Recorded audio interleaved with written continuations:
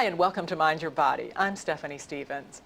Baby boomers with injuries are the second most common group coming to see their doctors, behind people who have a cold, believe it or not. Dr. Moshe Lewis is a pain management and rehabilitation specialist, and he sees his share of boomers with, are you ready? Boomeritis. Dr. Lewis, many of your clients have high goals for athleticism, weekend warriors. As a result, what are some of the most common ailments that you see? Sure. I'd probably say that back pain is the most common thing that I see, and second to that probably would be knee. Those two joints seem to really take their beating, especially when people are very active, and over time they do wear out a bit, so we really have to make sure we keep them strong. For sure, boomeritis can hurt. Why do you think the injuries are occurring at such a rapid rate among this population? That's a good question. We think that essentially as the body ages, the wear and tear starts to really tear apart at some of the key ligaments and some of the structures. We like to say that you've got soft tissue that's really essentially surrounding and helping move our bones, and that soft tissue unfortunately is vulnerable.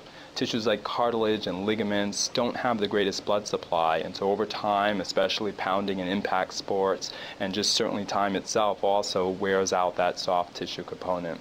You've identified 7 ways to stay on top of your game. Now that's for me, as someone who likes to work out.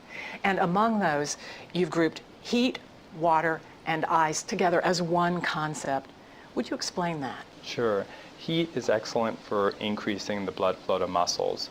Cold is excellent for essentially serving as a natural anti-inflammatory, and water is an element that we can be in, maintain our buoyancy, and offset the effects of gravity. Among those 7 tips for staying on top of your game, in addition to the heat, water, and ice concept, what are some things we should do before we even start to work out?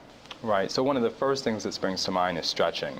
It's so important to have our ligaments actually warmed up so that we don't tear or strain them unduly.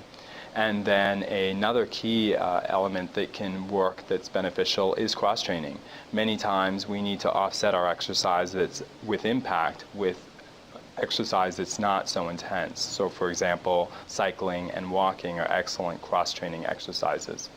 And you've mentioned the use of anti-inflammatories before we even start. Why should we consider those? Sure. Many athletes really utilize natural anti-inflammatories, especially if they can anticipate that an activity is going to be painful. The omega-3 fatty acids, glucosamine, for many of us are part of our daily regimen as a way really to essentially have our body ready for any pain that could be anticipated reasonably. Thank you for joining me on Mind Your Body. I'm Stephanie Stevens.